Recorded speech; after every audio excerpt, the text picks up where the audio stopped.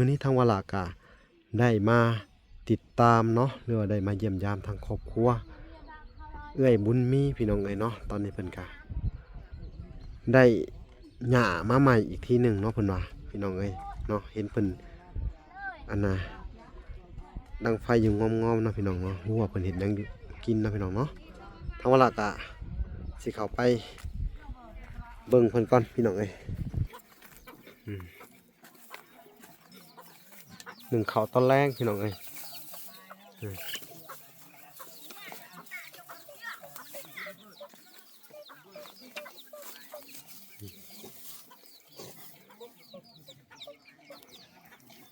เป็นอะไรนะอยากล้มเคียงกับบดีพี่น้องเลยนี่เคียงเพื่อนก็ได้ผมก็สิได้ซื้อเคียงใหม่มาให้แล้วได้พี่น้องอันนี้พี่น้องเลยคูโบตะพี่น้องเลยกินน้ำเนาะกินน้ำมันเครื่องคูโบตะสิได้แห้งขึ้นเนาะมารอบนี่ว่าเอามาจะโค่นรอบนี่เพื่องโค่นเดียวนี่ไปเอามาแต่น้ำพายอีกอันนี้ก็นำเข้าขอบอลใหม่บ่หรือบอลเก่าบอลใหม่แล้วขอบอลละโค่น2โค่นเนาะพี่น้องคือเก่าพี่น้องบ่แล้วเพิ่นก็จะไปตรงมัดเห็ดคือเก่าเนาะพี่น้องเอ้ยเวลากะมีข่าวดีพี่น้องเอ้ยสิมาแจ้งข่าวเพิ่นก็คือมีผู้ใหญ่ทางอันไอ้ดอนเด้อแล้วก็เอ้ยน้อยเด้ออยู่ทางอเมริกาพี่น้องเอ้ยเนาะ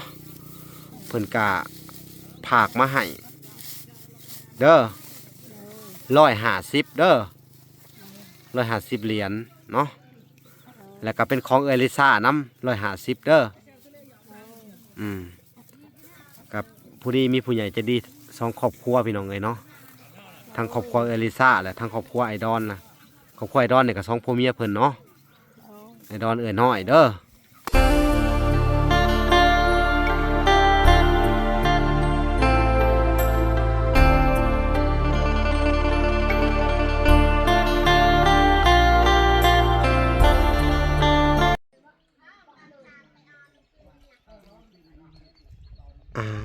โอเคพี่น้องเลยเนาะกับสบายดีพ่อแม่พี่น้องเราเปิดสู่คู่สู่คนพี่น้องเลยเนาะก็ยินดีเข้าสู่ช่อง YouTube เป่าละสายบุญคุณธรรมคือเก่าพี่น้องเลยเช่นเก่าเช่นเคยพี่น้องเลยทักทายสบายดีเนาะ FC ทางฝั่งไทยและ FC ทางฝั่งลาวและ FC ทางต่างประเทศเนาะที่รับชมเป่าละอยู่เนาะมื้อนี้ทางวลากะได้มาติดตามเนาะหรือว่าได้มาเยี่ยมยามทางครอบครัวเอื้อยบุญมีพี่น้องเลยเนาะตอนนี้เพิ่นกะได้หย่ามาใหม่อีกทีหนึ่งเนาะเพิ่นว่าพี่น้องเอ้ยเนาะเห็นเพิ่นอันน่ะดังไฟอยู่งอมๆเนาะพี่น้องเนาะรู้ว่าเพิ่นเห็นหยังอยู่กินเนาะพี่น้องเนาะทางวลากะสิเข้าไปเบิ่งเพิ่นก่อนพี่น้องเอ้ยเนาะมาติดตามนำกันว่าเพิ่นสิเฮ็ดหยังกินพี่น้องเอ้ยตอนแรงเนาะทางวลากะได้มาช่วงบ่าย3บ่าย4โมงแรงพี่น้องบรรยากาศยามค่ำๆนั่นแหละเนาะเห็นยังอ่ะนี่ชีลุงเขานึ่งข้าวเลยเนาะนึ่งข้าว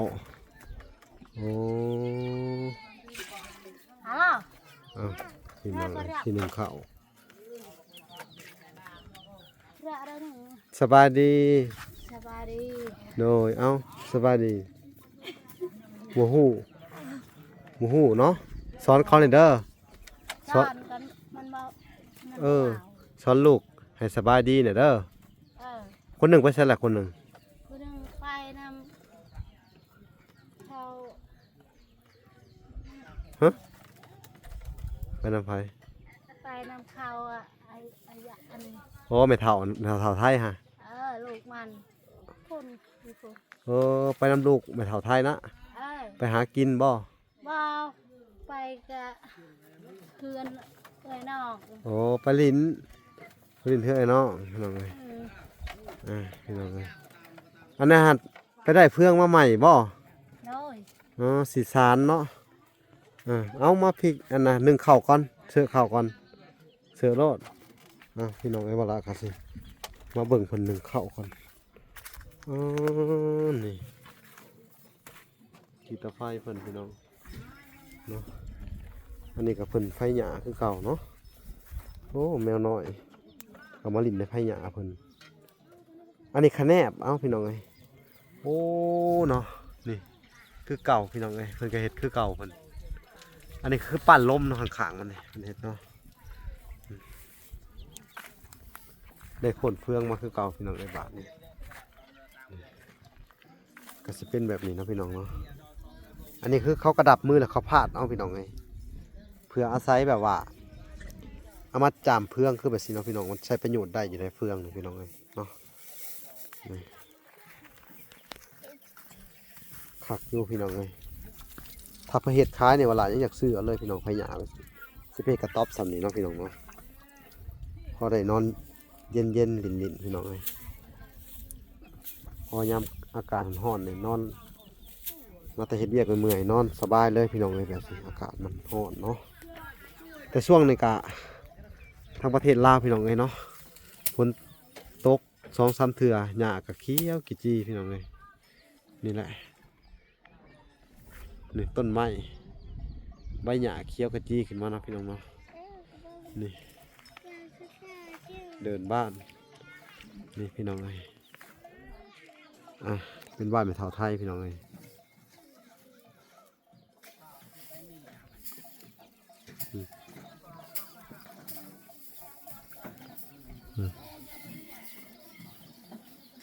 ถ้าแม่เฒ่าไทยกะเฮ็ดหัวแล้วล่ะพี่น้องโอ้งามเลยหัวเพิ่นพี่น้องเลยนี่ทางเฮือนเพิ่นก็ได้เนาะเสิร์ฟข้าวเนาะเป็นข้าวเย็นบ่น่ะ เลย โอ้ข้าวเย็นพี่น้องเลยนี่เนาะก็สิประมาณนี้แหละพี่น้องเลยเนาะธรรมดากะมื้ออื่นมักเถื่อก็สิได้ซื้อมุ้งมาให้เพิ่นพี่น้องมีบ่มุ้งฮะมีบ่มุ้ง บ่ได้ บ่มีมุ้งเนาะนี่แหละพี่น้องเอ้ยหลักอะสิซื้อมุ้งหลักอะผ้าห่มเนาะผมกับมิตรผมพื้นขาดพี่น้องเอ้ยนะคนถูกนี่แหละสาวบุญมีหักฟุกเนาะทันทีสิมีบุญพี่น้องเอ้ยฟุกซ้ำแค่เนี่ยแต่เพิ่นเห็นบันไดเป็นเนาะบันไดโต๊ะเก่าฮะตกเคลื่อนแล้วเนาะ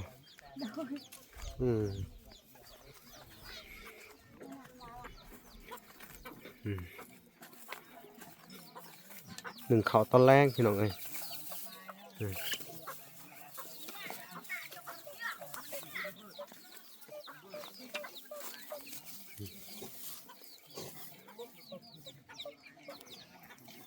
เป็นอะไรนะอยากล้มเคียงกับบดีพี่น้องเลยนี่เคียงเพื่อนก็ได้พวกก็สิได้ซื้อเคียงใหม่มาให้ได้พี่น้องอันนี้เนาะ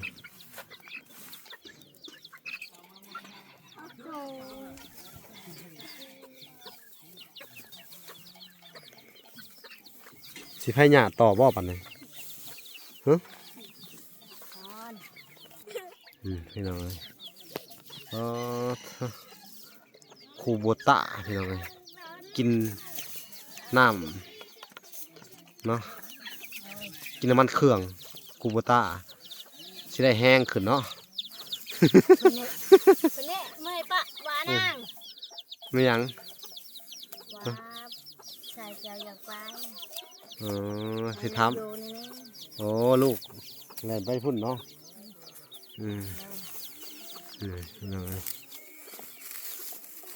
แล้วจากไฟมารอบนี่ว่าเอามาจากโค่นรอบนี่เพื่องโค่นเดียวนี่ไปเอามาแต่น้ำไฟอีกอันนี้ก็นำเข้าขอบอลใหม่บ่หรือบอลเก่าบอลใหม่แล้วขอ บนละโคนสองโคนเนาะ โดย อืมพี่น้องเอ้ยคือเก่าพี่น้องบ่แล้วเพิ่นก็จะไปตรงมัดเฮ็ดคือเก่าเนาะ โดย ขยันอยู่พี่น้องเอ้ย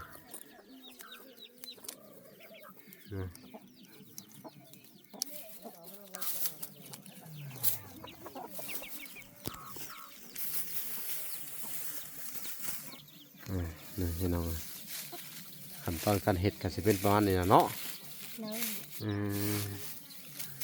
ฝนตกว่านนี่ตกอยู่บ่ทางนี่ว่านนี่ฝนตกอยู่บ่ คนโตก ว่านนี่ไดแห้งเติบบ่ บ่ได้แห้ง อืมบ่มีลมเนาะ มา บ่แห้งแล้วบ่มีลมพี่น้องเอ้ยยังนอนได้อยู่ นอนคือนั่นแหละ นอนคือเก่า เออ เนาะ มันมาทำอะไร พี่น้องเอ้ยได้จักไผแหละ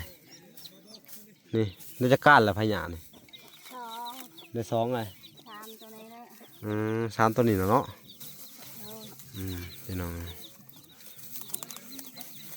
มาก็เห็นเพิ่นเฮ็ดเวียกเลยพี่น้องเอ้ยหนึ่งข้าวหนึ่งน้ำเนาะ โดย ทั้งเวลากาสิมาแจ้งข่าวดีเพิ่นอีกเด้อ โดย ข่าวดีนี่เพราะสิฮู้อยู่ว่าข่าวดี เป็นอะไรข่าวดีนี่ ฮะ ไม่ใช่ เขามาแจ้งข่าวดีบ่จักเลย เอาข่าวดีกะมีสิ่งดีๆเข้ามาในชีวิตเจ้านี่แหละแม่นว่าอะไรเด้อ ดีใจว่าเขาฮู้ว่าข่าวดีนี่เห็นบ่สาบุญมีดีใจบ่ดีใจสิบ่ดังๆนั่นนี่ ดีจ้ะ คือเว่าคอยแท้ฮะเว่าดังๆเลยคำดีใจแหละต้องเว่าดังๆเข้าใจบ่ โดย พี่น้องเอ้ยเวลากะมีข่าวดีพี่น้องเอ้ยสิมาแจ้งข่าวเพิ่นก็คือมีผู้ใหญ่ทางอันไอ้ายดอนเด้อแล้วก็เอื้อยน้อยเด้ออยู่ทางอเมริกาพี่น้องเอ้ยเนาะเพิ่นกะผากมาให้เด้อ โดย 150เด้อ150เหรียญเนาะแล้วก็เป็นของเอลิซ่านำ150เด้อกับผู้ดีมีผู้ใหญ่ใจะดีสองครอบครัวพี่น้องเอ้ยเนาะทางครอบครัวเอลิซ่าและทางครอบครัวไอดอนนะครอบครัวไอดอนเนี่ยก็สองพ่อเมียเพิ่นเนาะ โดย ไอดอนเอ้ยน้อยเด้อ โดย ดีใจอยู่บ่นี่ ดีใจ สิได้กระท่อมนี่ฮู้บ่เพื่อนเจ้านี่สิได้เฮือนแล้วได้ โดย ฮู้ข่าวว่าสิได้เฮือนนี่ความรู้สึกเป็นจังไดความรู้สึกเจ้านี่ฮะเห็นบ่ โดย ความรู้สึกเป็นจังไดความรู้สึกนี่ฮู้จะบอกความรู้สึกเจ้าของนี่ โอ้โห เอ้าสิได้เฮือนใหม่ก็แฮงฮู้ความรู้สึกแล้วบัดนี้ มึงคิด หึ เพราะว่าไก่ ไก่เป็นหยังไก่ มันสัก มันสาเพื่องเจ้าดีใจเนาะ ดีใจ เป็นข่าวดีเด้อ โอ้ย พี่น้อง และกะข่าวดีต่อไปกับพลากะได้สั่งไม้แล้วเด้อ โดย เงินแม่ตู้ที่เพิ่นออกก่อนพี่น้องเอ้ยถ้าแม่ตู้ USA เพิ่นกะออกไม้พี่น้องเอ้ยเนาะ โดย ทั้งไม้ทั้งเสาทั้งอันนะเนาะ โดย แป้นปูแป้นแอมคือค้างทั้งเวลากะสิเฮ็ดให้เพิ่น4x4พี่น้องเอ้ย โดย 4x4เด้อ โดย 4แอมแป้นได้ของเจ้านี่เด้อ โดย ดีใจบ่เลย ดีใจหลาย ดีใจหลาย โดย พรเด้อ ที่ได้เฮือนแอมแป้นเนาะ โดย ทางเวลาสั่งมาแล้วพี่น้องเอ้ย7 ล้านกว่าพี่น้องเอ้ยสั่งไม้สั่งเสา6 เสาเด้อเฮือนเจ้าใหญ่กว่าเฮือนแม่เฒ่าไทยนิดนึงเนาะอ๋อสิได้เฮือนเลยพรเด้อกับลูก ไม่เป็นถอน ฮะ ไม่เป็นถอน บ่เป็นพรกับล่ำเอาเนาะ อยากมาได้สิละ เคยอยู่บ่เลย ไม่เคย บ่เคยเนาะ บ่ เต้นเยิบๆคนเดียวเฉาะจังเนาะ เออ ก็เป็นพอก็เป็นเต้น มันเป็นฟ้อนเป็นเต้นไม่เปิดหมอลำกันแล้วก็ฟ้อนล่ะคนเดียวเลยเขาถามเป็นอะไรโอ้ดีใจสิเนาะ บ่อยากแต่งบ่อยากพอดนะคะ พี่น้องไงนี่แหละอันน่ะสาบุญมีเพิ่นก็สิมีบุญแล้วล่ะบาดนี้เนาะ โดย สิมีบุญแล้วพี่น้องเอ้ยสิได้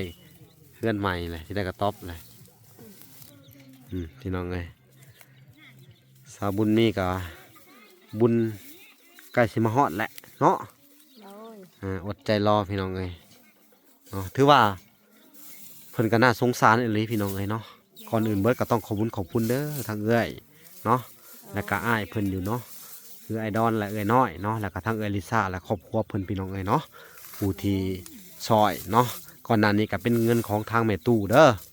แม่ตู้เพิ่นก็ซอย$500เนาะคือว่าซอยแล้วก็มีผู้สมทบนำอีกเนาะแล้วก็มีผู้ใหญ่ใจดีอีกจากทางฝั่งไทยเนาะแต่ว่าเพิ่นไปอยู่ทางอันเยอรมันเด้อเพิ่นก็ว่าสงสารเจ้าเพิ่นก็สิพากมาให้อีกประมาณ6-7,000 บาทนี่แหละเพิ่นว่าเด้อ โอ้ย เป็นเงินไทยเนาะเพิ่นแต่เพิ่นไปอยู่ทางเยอรมันเพิ่นว่าเด้อเพิ่นสงสารเจ้าเนาะมื้อนี้ได้หยังกินมื้อนี้ บ่ได้ใครหาหยัง มาแต่ไปเอาเพื่อง มาแต่ไปเอาเพื่อน ได้เพื่องแหละเนาะแต่บ่มีคงกิน มีหยังกิน ทางว่าล่ะกับอันน่ะมาแต่ทางเฮือนเซาลีก็เลยมาเลยเนาะก็บ่ได้เข้าไปแวะตลาดพี่น้องเอ้ย โดย มื้ออื่นเด้อจังสิซื้ออันน่ะมุ้งเนาะ โดย ผ้าห่มน้ำแน่พี่น้องเอ้ยเอามาฝากเพิ่นพี่น้องเอ้ยอันนี้ก็เป็นจุดประสงค์ของทางแม่ตู้เด้อ โดย แม่ตู้ USA เนาะเวลาก็สิซื้อเคียงให้เพิ่นน้ำแน่พี่น้องมื้อหนึงนี่ก็มีว่าแหละหวดมวยเนาะโดย หวดมวยเนี่ยไผซื้อให้ตอนนี้ คอยชื่อเอง ซื้อเอง โดย โอ้เก่งเลยพี่น้องเอ้ยบางคนจะบ่มีผู้ใดพี่น้องเอ้ยนี่บ่ได้มาแต่ใช้เงินซื้อหวดมว เงิ ย นไปหาแง่บ่ได้ ไปแย่หมดแดงอีก โดย โอ้แล่พี่น้องบ่ได้ธรรมดาได้นี่แย่ไม้แดงพี่น้องไอ้แย่เก่งค่ะเนาะได้มื้อละจักแสนล่ะ ได้มือหนึ่งช่องกำมือ ช่องกำมือนี่บ่ ฮะ โดย อ๋อสองขีดเนาะท่านซะ2 ขีดคือ2 กำเนาะ โดย ถ้า2 กำมือนี่บ่ได้ดอกเนาะ ยังแต่ไปแย่อยู่บ่ล่ะหมดแดงหรือว่ามันเบิดเลย บ่ได้ไปนี่ มันบ่มีคนซื้อเลย โดย ไข่หมดแดงก็ร้ายได้ในช่วงนี้พี่น้องนี่มันก็ไม่ปรุงใหม่เนาะเคี้ยวกะจี้อยู่พี่น้องแต่ก่อนมาเนี่ยอากาศร้อนอบอ้าวต้นไม้อันน่ะใบหล่นเนาะ โดย วันนี้ต้นไม้ปรุงหมดแล้วพี่น้องเอ้ยปรุงใบอ่อนใหม่พี่น้องเอ้ยไข่หมดแดงก็เริ่มเป็นแม่เป้งอะเนาะ โดย เริ่มตึงนะวันนี้เบิดไข่หมดแดงละฮะจะหายังต่อเลยวันนี้ มีหยังงา เฮ็ดปวกแล้วจะหน่อยมันออก เฮ็ดเอก เฮ็ดหยังหาเนี่ย เฮ็ดบวกเฮ็ดงูกระงู เฮ็ดโงก เออ เขาก็เลยต้องเป็นเลยเฮ็ดโงกว่านะเฮ็ดเราโงกว่า เออ เฮ็ดเราโงกเฮ็ดอันน่ะมีบ่เฮ็ดอันน่ะ เฮ็ด อันเฮ็ดเพาะเฮ็ดหยังนี่มีบ่ นี่ มีบ่ นี่ เริ่มออกแล้วฝนตกใส่นี่จังหน่อยนี่เด้อยามนี่แหละเฮ็ดเพาะออกไปหาแล้วเด้อเฮ็ดปวกยามนี่เนาะ โดย พอสิได้ขายอยู่หาหันนี่เด้อพุ่น โดย หามาผากนั่นเด้อ โดยหัน อืม ได้นั่นที่ภาคอยู่ โอ้โดยสิถากินเด้อ หันบ่แม่นนั่นบ่ได้ได้ โดยบ่ได้เนาะบ่มีเนาะอืมพี่น้องเอ้ยอารมณ์ดีเนาะยิ้มตลอดเคยให้คนอยู่ว่าจังนะ ไม่เคยหาย ขนาดผัวตีก็ยังอยู่ซื่อๆเนาะ เออ บ่ มีที่เจ็บมีที่ให้ ให้ ให้ ผัวตีเห็นไหน เออ ตีตลอดบ่ ไปตลอด ผัวไหนเนาะ อ่ะ แสดงว่าเจ้าเป็นหมวกบ้านเนี่ยเราเตะเนาะแม่นบ่ อืม ป้าพี่น้องเอ้ยจะเสียจังใดชีวิตเนาะเลือกเกิดบ่ได้พี่น้องเลยเนาะ เนาะ แม่นบ่ โ โดย จักเสียจังไดเนาะเอ้าจังได๋ก็สู้ๆเด้อวดเอาก่อนสามีเอ้ยเนาะก่อนอื่นเบิดก็ต้องขอบคุณเนาะผู้ใหญ่ใจดีที่สงสารเมตตาเอ็นดูเพิ่นเนาะพี่น้องเนาะทางเวลาก็บ่ฮู้ว่าสิเฮ็ดจังไดพี่น้องเอ้ยเนาะก็ได้แต่นี่แหละมาติดตามเบิ่งเนาะแล้วก็มาถ่ายทำซุเพิ่นนี่แหละพี่น้องเอ้ยเนาะครอบครัวทุกข์ยากเนาะพอได้เห็นแล้วล่ะก็สอยไปตามอัธยาศัยพี่น้องสำเฮามีเนาะอันนี้กับบ่แม่นเงินบ่หลาดอกที่มาซอยเหลือก็เป็นเงินแม่เด้อเงินแม่ตู้แรกๆก็ได้เพิ่นให้ซื้อข้าวซื้อของมาให้เนาะและต่อมาเพิ่นก็ฝากเป็นเงินสดมาให้วะละเนาะวะละก็เอาไปสั่งไม้สั่งหยังให้เจ้าเลยเด้อเนาะอันนี้คือแม่ตู้นี่เพิ่นเป็นเทวุฒิเทวดาองค์หนึ่งเด้อเพิ่นซอยหลายๆหมุ่งหลายๆบ่อนเนาะนับตั้งแต่พุ่นละพี่น้องไอ้ทั้งลุงโจยพี่น้องทุกคนเคยจำได้ดีเนาะทั้งลุงโจยต่อมากับทั้งอาเบยแล้วก็ทั้งอันเบาแก้วทั้งน้องตุ้ยรามมาพี่ทั้งแม่คำตาเนาะแล้วก็ทั้งอาณาแม่น้องไก่ทองแล้วก็ลุงป้าน้องลินดาแล้วก็ต่อมาแล้วก็เป็นอันไอ้มื่นเนาะแล้วก็ทั้งอันอ้ายของอันซาลี่แล้วก็ทั้งซาลี่เป็นอ้ายซาลี่ต่อมาแล้วก็เจ้าบัดนี้เนาะเพิ่นช่อยหลังจากนั้นก็หลายหมุ่งหลายบ่อนพี่น้องเอ้ยแม่ตู้นี่คือเทวดาที่แบบประเสริฐที่สุดเลยในโลกนี่หาใช้บ่ได้อีกแล้วได้เชื่อบ่คุณพี่น้องเลยจักอีหยังกันแล้ววุ่นวายกันใหญ่เลยพี่น้องคุณเวียดก็มาเลาะขายอีหยังก็บ่ฮู้มาแลกหมาพี่น้องเอ้ยหมาก็เห่าอยู่งงๆเง่งๆโอ้ยเนาะพี่น้องเอ้ยนั่นนะอยู่นี่นะชนบทพี่น้องเอ้ยคุณเดี๋ยวสิซูมให้เบิ่งพี่น้องเอ้ยเวียดก็มันถูกเครื่องของมาแลกหมาเต็มเลยเนาะคุณหมาไปดูมันกันมีทั้งมีดทั้งผ้าเป็นไตดูตนมันเนาะของเจ้านี่ก็มีหมามีแมวแหละ โอ้ได้มีพี่ช้าง บ่มีหยังเลย มันมียัง เคย ไก่ตัวเดียวนั่นแหละ ไก่ตัวเดียวนี่หมาได้ซะ หมาก็บ่มี แมว ห นี่ มูก็บ่มีแมวก็บ่มี เอาแมวไว้สามันอยู่นี่ แมวเขา โอ้แมว แมว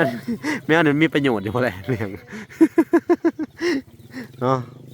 ไก่ก็บ่มีพี่น้องเอ้ยบาทนี่เนาะแมวก็บ่มีช้างก็บ่มีแล้ว บ่มีเนาะ โตนั่นแหละ มีแต่โตเลยมีแต่โตเจ้าเองนี่ มีที่โตคอย มีแต่โตนะโตนี่เป็นผ้าห่มได้ครับพอได้ตุ้มเนาะโมแมนว่าฮะ มีแต่โตเนาะท่านซะเหมือนมีแต่โต อ้าวพี่น้องไอ้เพิ่นก็มีแต่โตเพิ่นว่าแล้วก็หัวใจเพิ่นน่ะพอหายใจได้ซื่อเนาะ โดย ซื่อบุญมีซื่อเนาะ โดย แต่กะบ่มีแต่เก่ากันเนาะ โดย แต่ตอนนี้กำลังสิมีบุญแหละเนาะบุญกำลังมาฮอดแหละเนาะ โดย สิสมซื่อสิดอกเนาะ โดย สิได้เฮือนแล้วพี่น้องไงเนาะ โดย แต่กะยังบ่พอยังกะเฮาล่ะก็สิอันน่ะบอกเพิ่นไปทำคลิปพี่น้องไงเนาะตอนนี้กะงบประมาณกะเฮาล่ะก็สิเฮ็ดให้ตามจุดประสงค์ของผู้ใหญ่แต่ละคนพี่น้องไงเพิ่นก็ฝากมาเนาะทั้งเอ้ยลิซ่า150แล้วก็ทั้งไอดอลแล้วก็ครอบครัวเพิ่นเนาะทั้งเอ้ยน้อย150พี่น้องเอ้ยแต่ละคนพี่น้องเอ้ยเพิ่นก็บ่ได้ซอยแต่งแทนสาวบุญมีเพิ่นก็ซอยวลาน้ำแน่เนาะพี่น้องเอ้ยวลากะบ่ได้แม่นคนหังคนมีอีหยังเด้อวลากะจักเสียดจังได๋ละพี่น้องเอ้ยเนาะแปลว่ากระเทินว่าเดินทางสายบุญเนาะช่วยเหลือกะเป็นนักบุญต้นทุนชาวบ้านพี่น้องเอ้ยต้นทุนคนอื่นเนาะเฮากะนี่แหละเฮ็ดตามจุดประสงค์ของผู้ใหญ่หลายๆท่านเนาะเพิ่นกะให้ค่าน้ำมูกน้ำมันเนาะทางเอลิซากันก็ให้50เหรียญทางไอดอนเพิ่นก็ให้50เหรียญเด้อเนาะก็ต้องขอบคุณเพิ่นโอ้ย แล้วก็ทางแม่ตู้เพิ่นก็ให้ทางวลามาตลอดวลาก็บ่ได้ลืมบุญลืมคุณเพิ่นแม่ตู้นี่ก็คือผู้ใหญ่หลักๆเนาะในช่องของวลาพี่น้องเอ้ยที่ว่าช่วยวลามาตลอดเนาะช่วยทั้งครอบครัววลาเนาะทั้งแม่วลาเนาะวลาก็ได้อยู่ได้กินนอนแม่ตู้ USA เด้อวลาก็อันนี้ก็เว้าความจริงพี่น้องเอ้ยบ่ได้ตัวบ่ได้อ้ํเนาะช่อง YouTube เงินเดือนมันก็บ่หลายเนาะแต่ว่าค่าใช้จ่ายของเฮานี่ยอมรับว่าหลายอีหลีพี่น้องเอ้ยค่าอยู่ค่ากินพี่น้องมาบ้านอื่นเนาะค่าอยู่ค่ากินเฮาก็ต้องซื้ออยู่ซื้อกินมันบ่มีเวลาหาอันหาอยู่หากินเฮาก็มีแต่มาเวลามาเฮ็ดเวียกไปสิพี่น้องเอ้ยเนาะกลับเมื่อก็เป็นนั่นเป็นนี่เฮาอยากนั่นนี่เฮาก็ซื้อกินเพิ่นอันน่ะเนาะเพิ่นก็ช่วยเหลือเฮาคือกันบ่แม่นว่าเพิ่นบ่ช่วยเด้อเนาะสาธุเนาะพี่น้องเอ้ยสาธุดีใจนำเด้อเจ้ากะเป็นข่าวดีพี่น้องเอ้ยมื้อนี้ก็ได้มาแจ้งข่าวดีเพิ่นเฮาก็ดีมุกดีใจนำทางสาวบุญมีเนาะบุญฮอดจอดถึงแล้วเนาะดีใจจ่อยลูกมาแหละก็3คนเปิดระบบเปิดเพลงขึ้นแล้วพรบัดนี้ เอาบ่เลยฮะมาเอาบ่เลยฮะพ่อนเป็นอยู่หมด บ่ได้เป็นพรนั่นแหละ บ่เป็นเนาะเอามือลงครับดีใจแห้งพี่น้องไอ้มือนี่จนบิดโตเนาะบ่เคยคิดอยู่บ่ล่ะวะบ่เคยคิดจักเทื่อแล้ววะพาสิได้มาเจอซุมเฮาเนาะพี่น้องเอ้ยจักสิเฮ็ดจังได๋พี่น้องเอ้ยตั้งแต่ที่ผ่านมากะเฮ็ดกระต๊อบอันนี้พี่น้องเอ้ยนี่เฮ็ดคนเดียวอยู่งอมพี่น้องเอ้ยไปแบกเพื่องแบกไม้อันนี้มาเนาะไม้นี่ไปตัดมาแต่ไสนี่ฮะคุณไกลอยู่ ไกลอยู่แคมป์เซ่ผู้ตัดมาแต่แคมป์เซ่เนาะเอาประมาณมื้อฮื้อเฮาสิมาส่งไม้เด้อไม้เฮือนเจ้าแหละเด้อเวลากาสิซื้อสั่งปูนหินทรายยังแหละมาให้แล้วก็ทั้งที่ได้ลงมือจ้างสร้างเกษตรเลยสร้างกระมง4 ล้านเนาะเวลากะสิให้ทุกคนลงมือเฮ็ดแต่ว่าข้อยอยากถามว่าดินภายในนี่เฮ็ดนี่ใช่ไดนี่ใช่เฮ็ดได้บ่เฮ็ดได้คืออันนี้ก็เฮือนเด่นนะ ฮะ เด่นข้าวหมดตัวนี้ เด่นข้าวหมดอันนี้ชุมตัวนี้ก็เด่นข้าวหมดแล้วบ่อันนี้เฮ็ดได้บ่ข้อยถามว่าเฮ็ดเฮือนใช่นี่ได้ เขาบ่ให้บ่โอ้ปลูกได้เลยเนาะหมูมีปัญหากันบ่เลยหมูมีเนาะมีปัญหาเพื่อนเขานั้นก็ดินเข้าระบายเขาเพื่อนเขาเป็นแถวไทยกับแม่นเบิดไม่หมดแต่บ่มีปัญหากันอยู่นี่คือว่าเฮ็ดเฮือนได้เลยเนาะอยู่จนเฒ่าจนแก่ได้เนาะแต่บ่ให้ซื้อให้ขายแม่นบ่โอเคซะนะมีแต่ว่าปลูกได้ใช้ก็ได้แม่นบ่เฮ็ดหัวนี่ปองเอาไว้อันนี้เห็นเป็นเดินบ้านเนาะเขาอยากอยู่ก็อยู่เนาะพี่น้องเลยเนาะมื้อนี้บ่ได้ไปขุดจิหล่อบ่แล้วพี่น้องก็ประตูไปบ้าโดยสิบ่ได้ไปสิบ่ได้ไปพี่น้องเอ้ยว่ามันคืออีตัวนั้นนะอีตัวนั้นนะใครแน่อันนี้ฮะแบบเดียวกับเอื้อยเอื้อยกับหมูมาเลยเอื้อยฮะมาได้มาแจกมาได้สิเฮ็ดเนาะแจกมาได้หัวถุยดุดดินอะไรมาเนี่ยพี่น้องเขินบ่หรืออะไรพี่น้องไง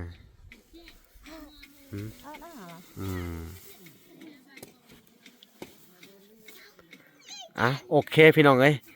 กับผมมีอย่างหลายเด้อทางเวลากะสิได้ขอตัวก่อนพี่น้องเอ้ยลำลาไปก่อนเนาะฝากไปติดตามเนาะคลิปตอนต่อไปพี่น้องเอ้ยเนาะคลิปนี้ก็ได้มาแจ้งข่าวดีเพิ่นเรียบร้อยแล้วล่ะพี่น้องทางเวลากะสิได้ดำเนินการเฮ็ดตามจุดประสงค์ของผู้ใหญ่เนาะโอเคเด้อ พบกันใหม่คลิปหน้าพี่น้องเอ้ยคลิปนี้ขอกล่าวคำว่าสบายดีเด้อ โดย สบายดีและสวัสดีพี่น้องเอ้ยบ๊ายบาย